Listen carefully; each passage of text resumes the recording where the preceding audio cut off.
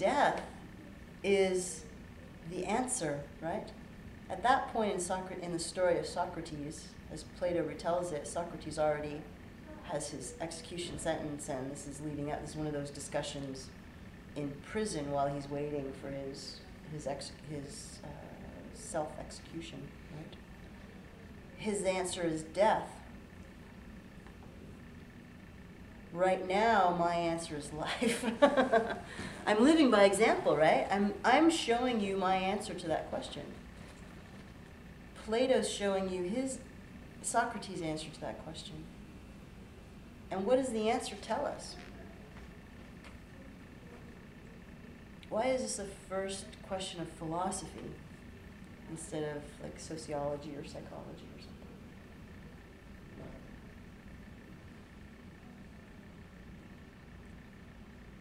Why do you think?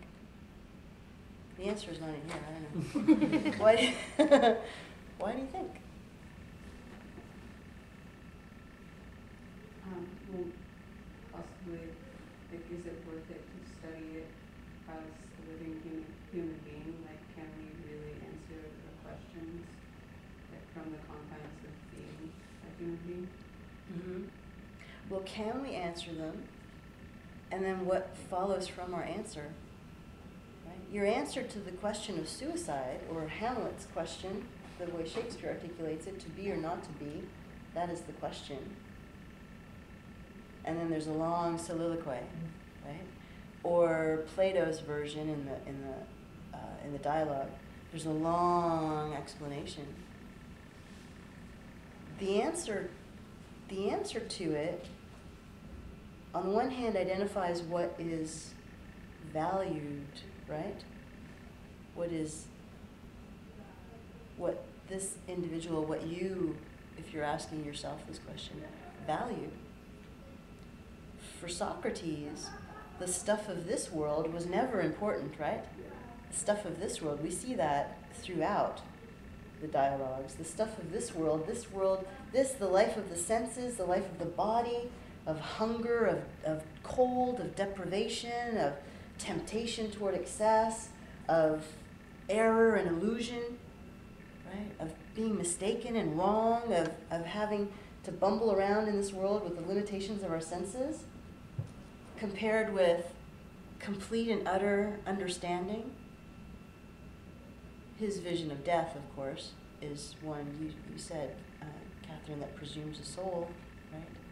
And the soul, of course, rejoins the forms, which is in truth, universal truth, right? That's much more important than what we could ever get from this life. So his answer to the question would be to welcome death. Yeah.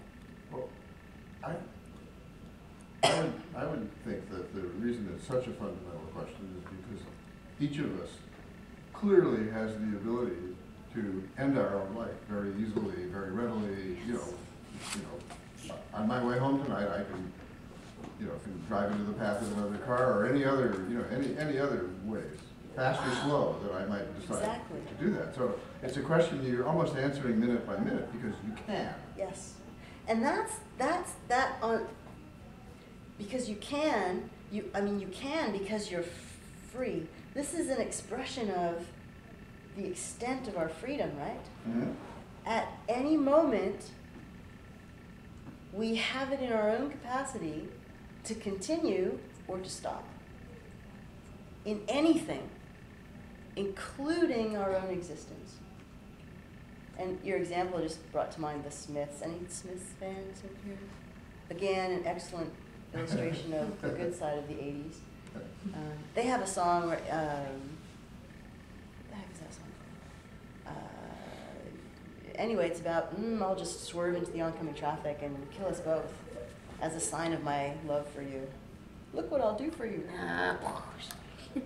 Okay, that wasn't very good. But, but at any moment you can, right? So on the one hand, your answer to the question is an articulation of what you value, what you believe is important, what makes life worth continuing, and it's always a potential. It's always a potentiality It's for our never a freedom. settled case. You can always change your mind. Exactly. Oh. It's never settled, and it indicates the extent of our potentiality. At the end of our existence, suicide is always an option in any moment.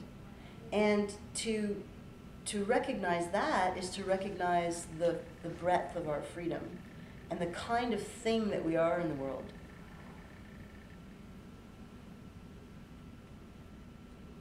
All right, what else? Anything else?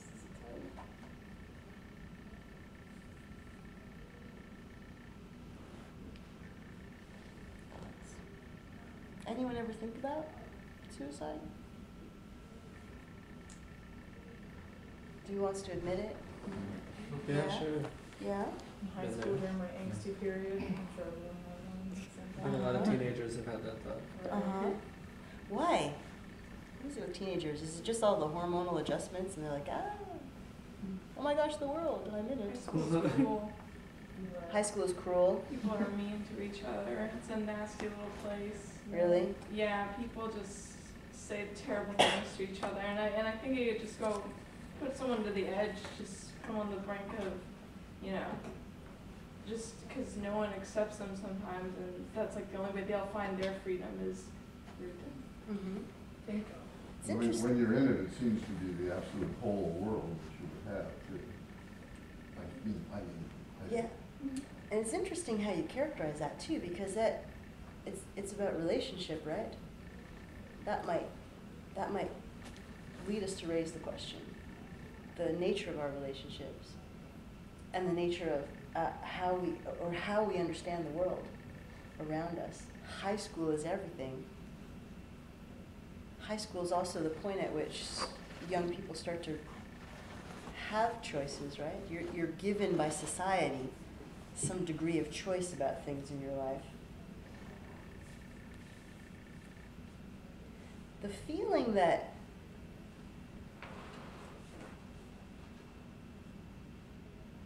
people are cruel or hateful is part of the picture. But Camus suggesting this to us not just to think about it in specific contexts, like in high school, but to think about it as a philosophical exercise. Because what it also can reveal to us is that the world really is indifferent to us. The universe doesn't care about you. Do you ever have that? You're late for work or late for school, you get out and the bus just went by and you go, oh, damn world, cruel world, why does this happen to me? Or you're going someplace important and you get to your car, if you have a car, and there's a flat tire. Oh, cruel world. Why does this happen to me? That way of thinking about yourself in relation to the world gives the world a whole lot of credit. It doesn't care about you. It's not the world doing this to you. It's not the cosmos. It's not the universe. It's not some part of some grand design. It's you and a flat tire. Now, what are you going to do about it? And it could as easily have been your flat tire as my flat tire. There's nothing personal in it. Or your misery, my misery. Your poverty, your ill health, my family. They could all have been fundamentally different. The contingency of our existence is revealed to us when we think about the question of suicide. Because to think about the question of suicide philosophically, is to no longer just go along with living because that's sort of the default setting, right? You live because you've got living habits, right? You've got the habit of living. It's just, Ever since I can remember, I was alive. Every day I wake up, here I am again, I'm alive. Well, it's worked so far. Right? But to think about suicide is to think now about, is to shake us out of our everyday sense of just being as though that's the limit, or that's the end, or that's the start.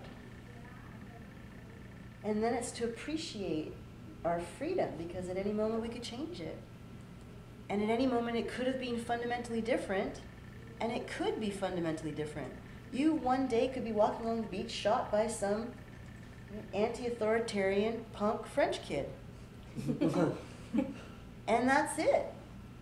End of you. Does the universe cry? No, it just carries on. Orbs in space. The person who killed you might not even care about you. It wasn't you. It wasn't like, I don't like you. I don't know you. I just killed you. You were there. Your prize. You've had your hand up for a little while, sorry. Sorry. Well, I was gonna say I definitely agree with the idea that coming to the realization that the world can be, or the world for the most part at least, I don't want to say like no one ever cares about you, blah blah blah. I want to get people riled up for sure, you know. Well, no one. It's not no one, because some people might care about you. That's what I mean. Yeah, Right? like I might care about you. Right, but like, you know, the idea that the universe carries on regardless of whatever, you know, strife you might be going through at the time.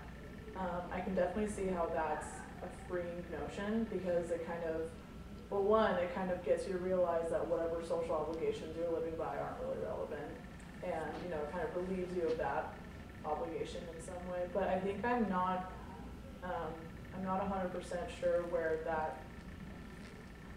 I guess I'm just still a little bit confused about the idea of suicide being a form of freedom. Because, Yes. I mean, like I said, this could just be my lack of understanding, but to me it just seems like I'm quitting. But I don't, that's just me. Ah, So, yes. You've given up. that's one idea, I understand. Right. but Well, there's certainly other suicide. things. There's suicide that's. I mean, people do things for a whole lot of reasons, right? People buy Twinkies for a whole lot of reasons. Not all of them are to eat them, right?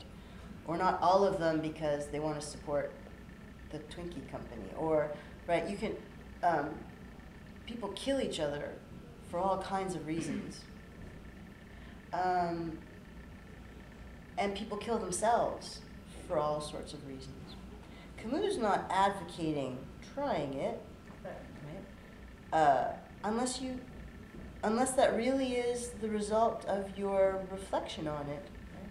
And it's a reflection that's at once deeply grounded in feeling, but also that has an analyzable dimension, right?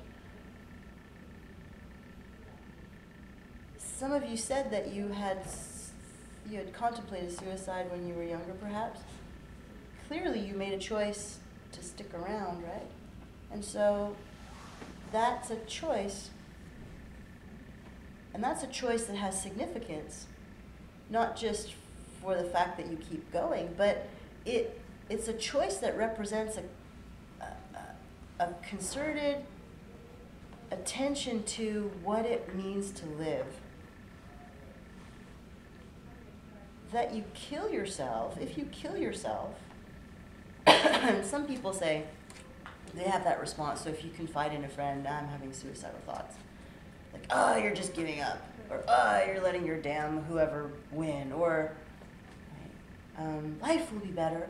Camus eschews hope. Hopefulness is just delusional. Because there's, it puts you in the wrong frame of mind to live fully. Because hope is the expectation that things will get better. And what you need for things to get better, if that's your expectation, is to undertake to do them, to bring them about. And that requires a different orientation to oneself and one's life than hopefulness. And hopefulness kind of it's delusional too, because it implies, or it's a position that assumes things will get better, and they might not.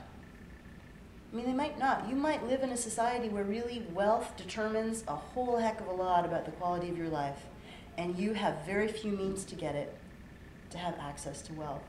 And that's not anything personal toward you.